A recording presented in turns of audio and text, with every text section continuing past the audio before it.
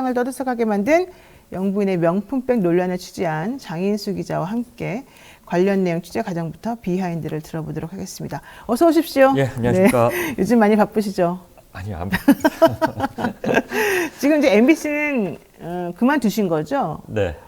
근데 제3노조에서 계속해서 MBC 인프라를 이용해서 당신이 무슨 사적으로 취재한 거 아니냐 이런 비판을 계속 하던데, 비난을. 좀 약간 좀 잘못되었다 이런 얘기가 있어요. 무슨 얘기일까요, 그게? 그러니까 MBC 인프라를 활용해서 뭔가 취재한 건 아니다 이런 취지겠죠? 제가 MBC에서 봉급을 받고 있었으니까 뭐 그거를 비판하는 건지 뭔지는 모르겠는데요. 뭐 네. 인프라를 활용한 건 없고요. 기자가 사람 만나고 취재하는 거야 어느 언론사 소속이든 다 하는 거잖아요. 네네. 어떤 시점이 되면 회사에 보고하고 발제하고 기사 쓰는 거고. 네. 예, 뭐 그렇게 해서 취재해서 발제하고 보고한 내용입니다. 예. 좋아요. 그리고, 자, 예. 네. 그리고 킬되는 건 자연스러운 거잖아요. 기자들이 네. 뭐 아이템이 채택되기도 하고 흔히 이제 아이템이 이제 거절되는 걸 킬된다고 하는데 네. 뭐 정상적인 과정을 거쳤는데 MBC의 인프라를 활용했다라는 게 제 봉급을 얘기하는 건지 그 외에 다른 무슨 제작 과정에서 뭘 얘기하는 건지 모르겠는데 제작 과정에서 MBC의 인프라를 활용한 건 없고요. 예, 저는 그 시점에 계속 그 휴가였어요. 10월부터 계속 휴가였어요. 그래요?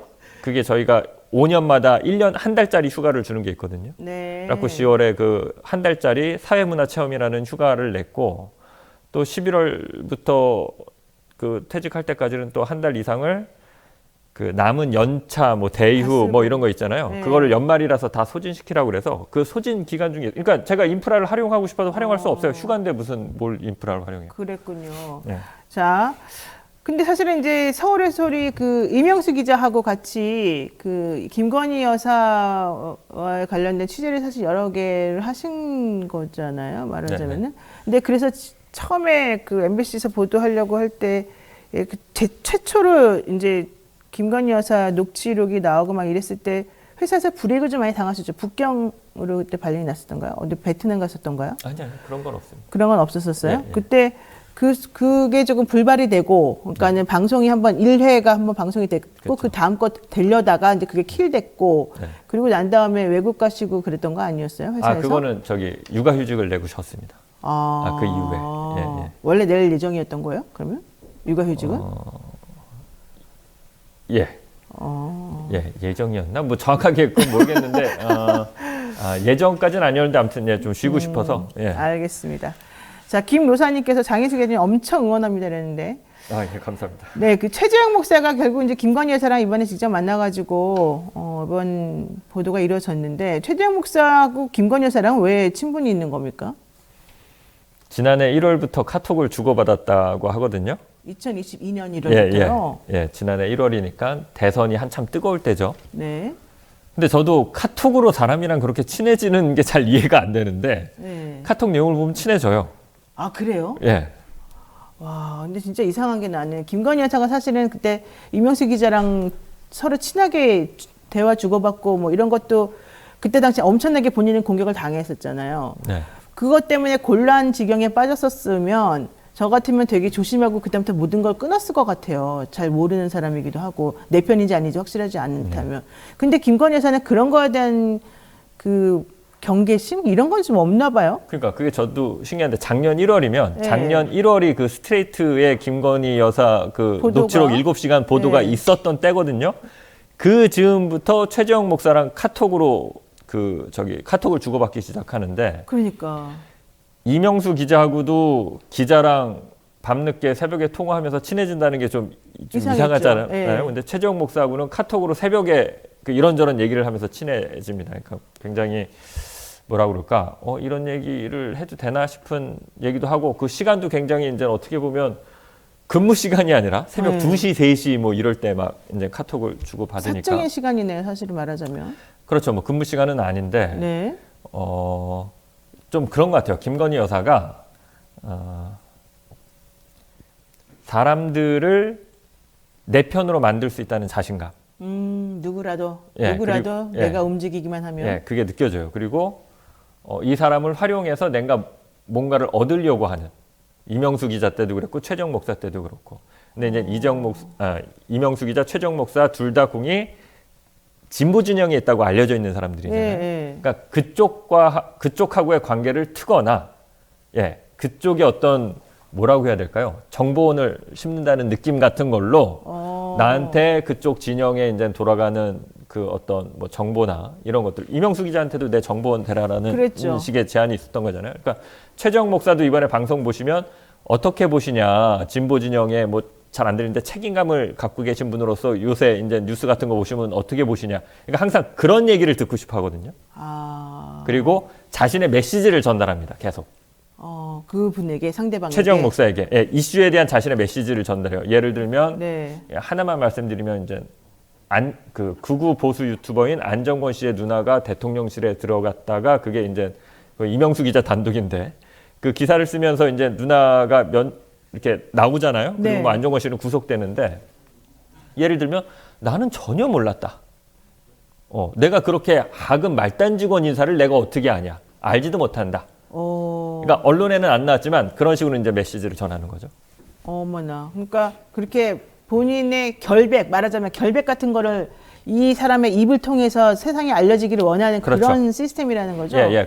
이제 나의 메시지, 이제 진보 진영에선 자기 말 잘 안 믿어주는데 계속 그런 식으로 이제 메시지를 전하고 그게 이명수 기자 때도 그렇고 최재형 목사 때도 그렇고 동일하게 나타나요. 예, 자신의 메시지를 전하고 근데 이제 메시지는 주로 다 거짓말인데 예를 들면 또 최재형 목사에게 카톡을 했던 얘기가 그 다 나와서 자기 학력이나 경력 위조에 대한 건 사과를 했잖아요. 그거 다 진보 진영의 작업이다. 나 너무 억울하다. 그게 그러니까 그때 과장하고 거짓말하고 이랬던 부분 그 당시 인정했지만 12월에 기자회견을 했는데 2월, 3월, 4월 카톡을 보면 그 대선 그 2월, 3월 이때 보면 이거는 그러니까 자신이 실수로 글자 하나 잘못 적은 걸 학력 위조라고 한다. 진짜 진보 진영 사람들 징그럽다.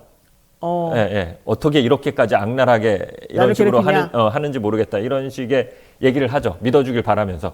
그리고 또 이제 좀 정보를 받길 바라고. 그러니까 그겁니다. 그러니까 이게 친해지는데 사적이지도 않아요. 내용은 상당히 공적인 또 내용인데, 그러네요. 예, 그것들을 계속 얘기하면서 이제 한 5월까지 계속 친해지죠. 예. 그러니까 뭐 시끄럽게 세상에 문제가 되었다 하더라도 혹은 내가 그걸 인정해서 일부에 대해서 자신이 좀 잘못했다라고 겉으로는 말했을지언정 그것은 내가 그냥 그 당시 상황을 모면하기 위한 거지 진실은 또 아니었다 이렇게 밝히고 싶어 하는 건가 봐요. 학력 경력 위조 그게 없다는 거죠.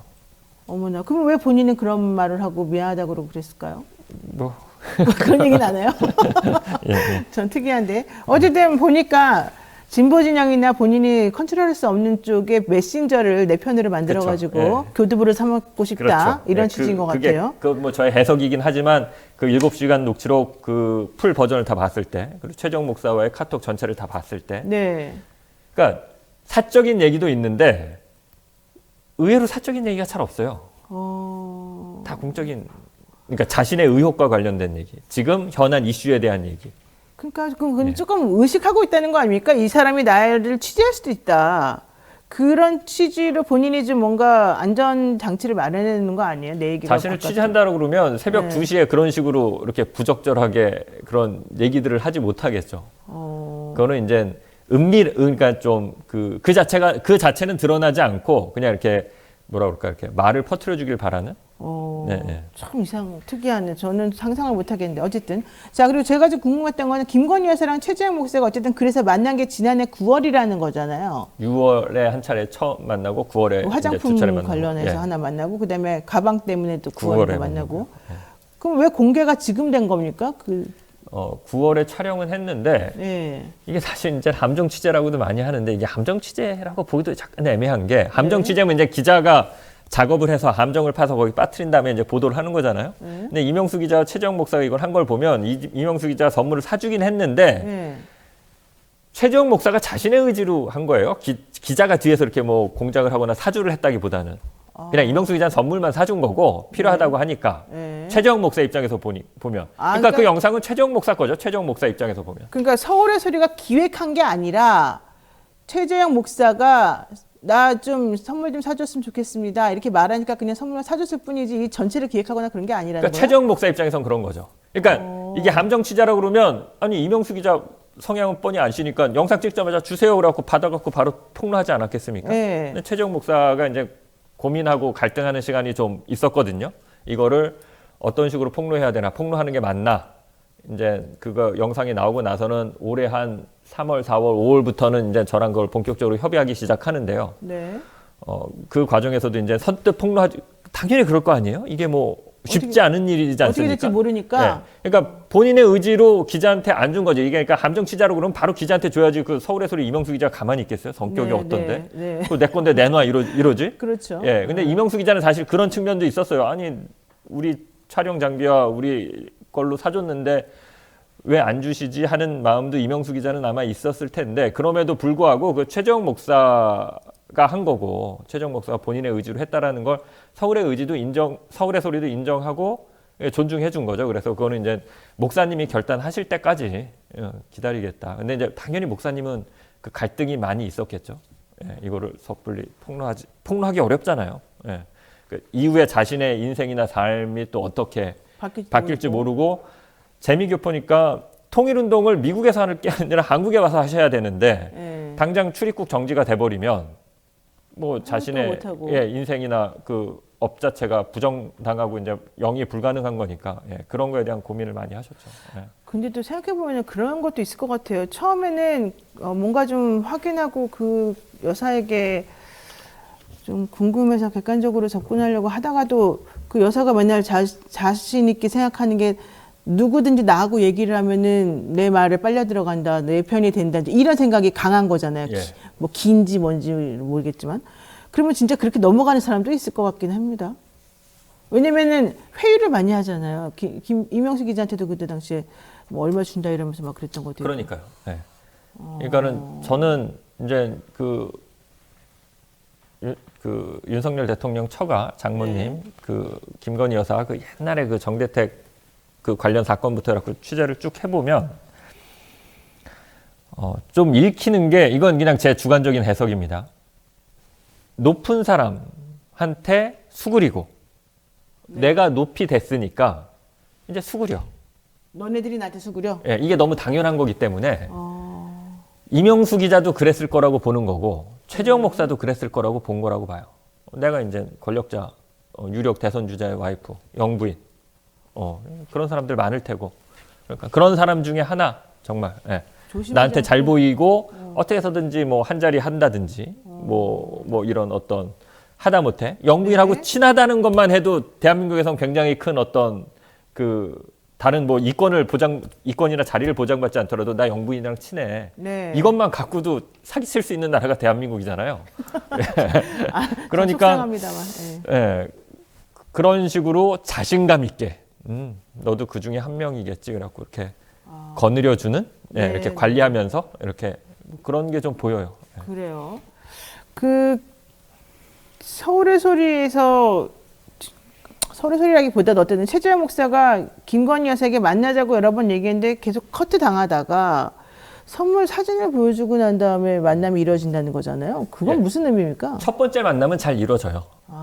중간에 다른 선물은 없고 5월에 이제 그 취임식 때 취임식 만찬 한 150명만 초청받았다는데 최재형 목사가 초청을 받잖아요. 그래서 뭐 삼성 이재용 부회장하고도 사진을 찍고 뭐 윤석열 대통령하고도 사진을 찍고 재벌 그리고 최고의 무슨 그 권력자들 정치들과 주로 사진을 찍고 거기 초청받았다는 게 굉장히 영광스러운 거잖아요. 딱 150명 초청받는데 그러니까 이제 취임식 때 초청을 받았으니까 당연히 최재형 목사는 감사 인사를 드리겠다 그리고 좋은 선물을 사드려야겠다라는 걸 하필이면 친하게 지냈던 이명수 기자와 그걸 상의를 한 거고 나 지금 그 김건희 여사 그 어떤 취임 선물 하면서 좀 감사 인사를 드리고 싶은데 선물 뭐가 좋을까? 그러니까 명품 사주세요. 그러니까 목사님이 돈이 없으시거든요. 명품 사주세요를 누가 한 말이에요? 이명수 기자가요. 이명수 기자가 김건희 여사 명품 좋아하니까 명품 사주세요. 목사님. 그렇게 얘기했더니 나 돈 없는데. 목사님은 뭐 사주고 싶어도 그렇게 뭐 돈이 여유가 있으신 분이 아니니까 책 쓰고 강연해서 그 살아가시는 분이거든요. 그러니까 이명수 기자가 이제 그럼 제가 사드릴게요. 그리고 이제 사준 건데 그 과정을 보면. 처음에 29만 원짜리 그 향수를 샤넬 향수를 사요. 보통 샤넬 향수 많이 얘기하잖아요. 뭐 넘버 5인지 뭔지. 근데 그건 아니었는데 아무튼 28만 원짜리 향수를 사는데 이게 함정이었거나 공작이었다면 28만 원 갖고 공작하겠습니까? 그렇죠. 그러니까 처음에 그 생각이 없었던 거예요. 그냥 아니 명품 좋아하니까 명품 주세요. 그리고 명품 중에도 싼 거 이명수 기자가 아무 생각 없이 28만 원짜리 명품 백화점 가서 사갖고 목사님한테 갖다 주니까 향수가 요만하잖아요. 네, 작죠. 여자 향수 28만 원이라고 해도 요거를 이렇게 갖다 주기가 좀 그러니까 이 너무 작지 않냐? 좀 큰 거 뭐 없을까? 그러니까 샤넬을 샀는데 딴 거 사기가 또 그러니까 샤넬을 하나 더 향수에 맞춰서 화장품을 산 거거든요. 그러면서 이제 6월에 처음 한 번은 뭐 거절당하고 그런 건 아니고 자연스럽게 만납니다. 6월에 한 번은 당연히 이제 사진을 찍어서 보내고 네. 그리고 이제 안 만나고 그런 과정은 그 이후에 벌어지는 거고요. 그 이후에 이제 목사님이 이명수 기자랑 상관없이 그러니까 싸구려? 그러니까 중저가 제품은 또 자기 돈으로 자기가 알아서 사서 사진을 찍어서 보내는데 이제 그럴 때는 만나자는 얘기가 없죠. 아 근데 그게 이해가 안 가는 게 솔직히 저 같으면 누가 만나자 그러는데 그냥 만난다 안 만난다 결정을 뭐 하더라도 사진으로 선물을 뭐 이렇게 딱 보여주는데 민망하게 만나주겠다 이렇게는 안 할 것 같은데 왜냐면 그 위치가 있잖아요. 그러니까 만나주겠다 이렇게 안 하는 게 아니라 그럼 큰일 나죠. 그러니까 안 되죠. 그러면 사실은 이거를 캡처를 해서 갖고 있다가 너 폭로할 거야? 그럴 수도 이러면 있죠. 어떻게 해요? 김영란법 위반 소지가 있잖아요. 네. 예. 그리고 그런 걸 받았다는 것 자체가 굉장히 부적절한 거고 대한민국 뭐 어느 나라나 그렇겠지만 권력자가 그런 걸 받는다는 건 김건희 여사가 권력자는 아니지만 아무튼 권력자의 배우자들이나 가족한테 로비를 하는 거니까. 그럼요. 네. 근데 김건희 여사는 참 특이하죠. 그래야 만날 수 있는 너무 거죠. 특이해요. 이상해요. 예. 그래야 만날 수 있는 거죠. 사진을 찍어서 명품 선물을 찍어 보내야 만날 수 들어오세요라는 말이 이제 약속이 잡히니까.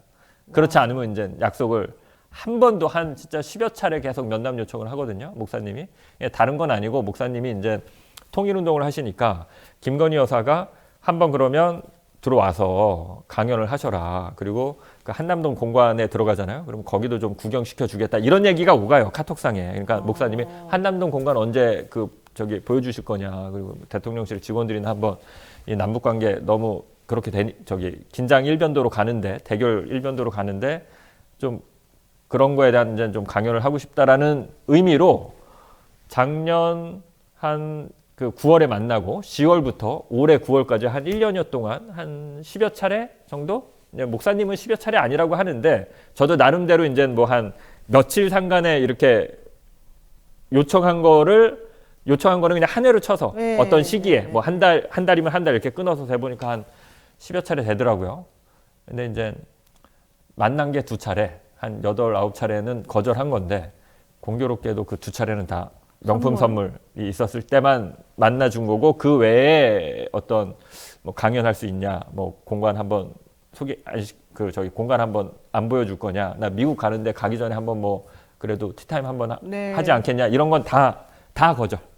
그래요. 그냥 그렇게 말로만 했을 때는. 아니 근데 그렇게 바쁘실 텐데 그분하고 카톡하고 싶은 사람이 한두 명이겠습니까? 김건희 여사? 근데 모르겠어요. 아무튼 거의 새벽 2시, 3시 이때 많이 카톡을 해요. 야 진짜 특이하네요.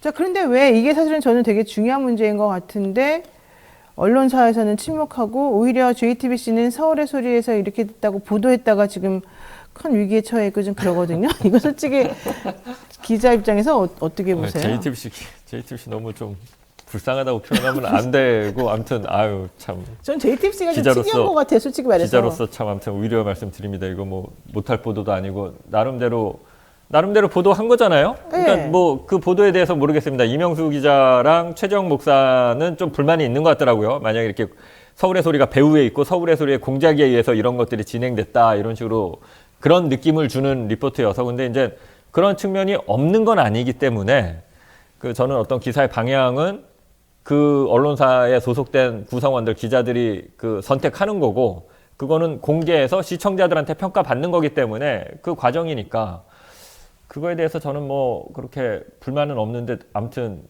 그런 보도조차도 이제 너희는 한번 혼나야 돼라고 이제 방심위에서 무슨 긴급 심의를 하니 많이 이러고 있으니 참 아무튼 JTBC 구성원들 여러분 참 그럼 기자님은 왜 MBC를 나오신 거예요?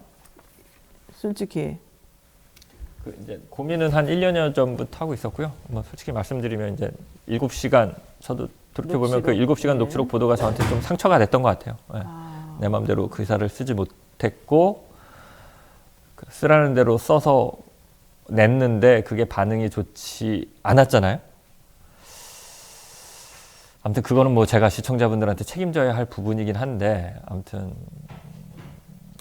좀 그 아쉬움이 있었고 이번에 다시 이제 이거를 발제했을 때 이게 이제 못 나가게 된 거잖아요. 회사에서 채택하지 않았으니까. 그러면 굳이 이 회사를 계속 다닐 필요가 있을까라는 생각을 한 거죠. 근데 MBC마저 그러면은 사실 지금 KBS 사태나 여러 가지를 보시는 입장에서 할 말이 없겠습니다. MBC 마저라고 생각하실 수는 있는데 뭐 저는 아니에요. 그렇게 생각하지는 않고요. 왜냐하면 이제 기사를 보는 그 아이템, 그러니까 기사 아이템을 보는 그런 관점은 다르니까. 근데 이제 이번에 같이 얘기했던 MBC 내부의 그 선배들은 제가 진짜로 이렇게 존경하는 선배들이고 좋아하는 선배들이고 그런 선배들과 이제 허심탄회하게 얘기했고 그 결과 이제 킬된 건데 그건 아주 정상적인 과정이라고 보고요. 그거를 그냥 정권의 눈치를 봐서 우린 못해. 좀 이런 측면하고 저는 그렇게는 안 봐요.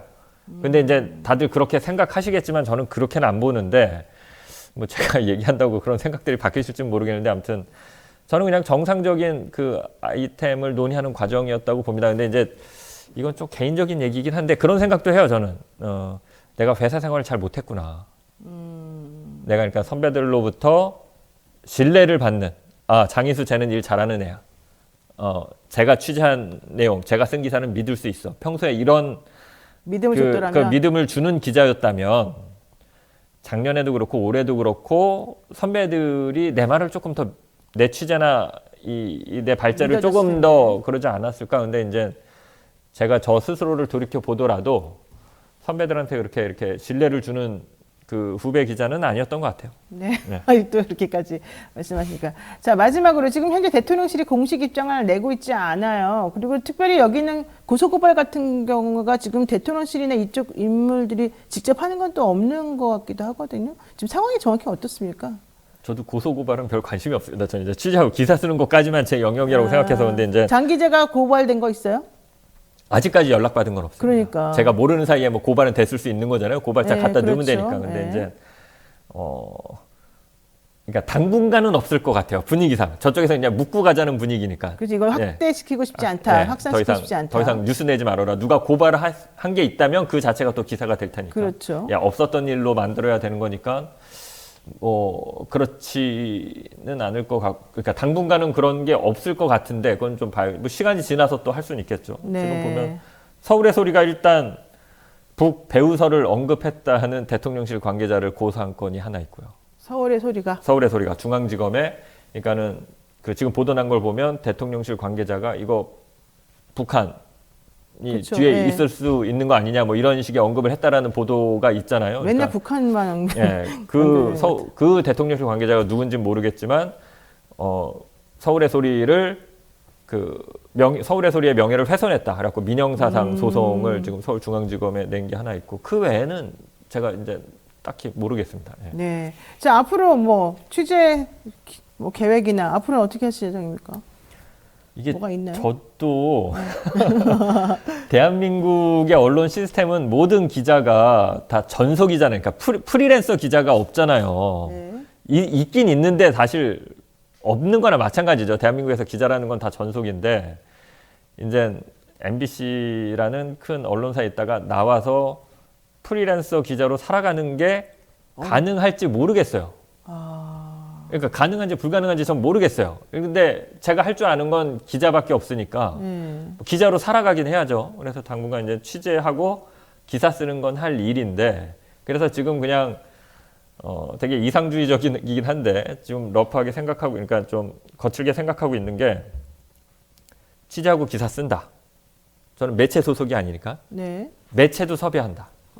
내 기사를 보도할 수 있는 매체를 컨택해서 이제 뭐 작은 기사 같으면 그냥 어떤 특정 매체를 컨택해서 기사를 내면 되고 이번 디올백 같은 경우는 그래도 국민들이 관심을 가질 만한 이제 거의 특종이라고 볼 수 있는 보도잖아요. 이런 보도가 있을 때면 가급적 많은 매체를 컨택해서 같이 보도하는 방향으로, 같이 보도하는 방향으로. 그러지 않으면 그 기성의 언론이 가지고 있는 어떤 특정한 정치 지형에서 특정한 아이템 그 기사에 대해서만 발현되는 그 침묵의 카르텔을 넘어설 수 없다. 네. 그럴 때는 좀 대한 매체들이 네. 좀 그 뭐 같이 좀 보도하고 같이 좀 움직여주면 좋은데. 떠들어야 되지 않겠느냐라는 의미에서 제가 좀 그렇게 기성 언론에서 쓰지 않을 것 같은 아이템을 취재하는 경우에는 좀 제가 만드는 것까지 제작은 다 제 얼굴 내고 제가 책임지는 걸로 해서 제작하고 이번에도 그렇게 하려고 했어요. 디올백도 서울의 소리 뭐 또 뉴스버스, 김용민 TV, 안진걸 TV 그 외에 뭐 다수 뭐 시사타파 TV 다수의 어떤 대형 유튜버들과 몇몇 언론사들이 함께 동시 송출했거든요. 이번에도 이제 근데 서울의 소리가 이제 제작 지원을 하다 보니까 주가 돼서 서울의 소리 아이템이라는 이제 성격이 강하게는 됐는데 이제부터는 그냥 제가 어떤 독립된 어떤 기자로서 난 독립 기자 내지는 독립 취재팀, 독립 보도팀으로서 난 취재하고 취재하고 기사만 쓸 테니까 보도해줘. 난 매체 없으니까. 뭐 어떤 요구도 하지 않을게. 이런 식으로 한번 접근해 보려고 하는데 네. 쉽진 않겠죠. 알겠습니다. 네, 오늘 여기까지 말씀드려야 될 것 같습니다. 지금까지 장인수 기자와 함께했습니다. 고맙습니다. 예, 감사합니다.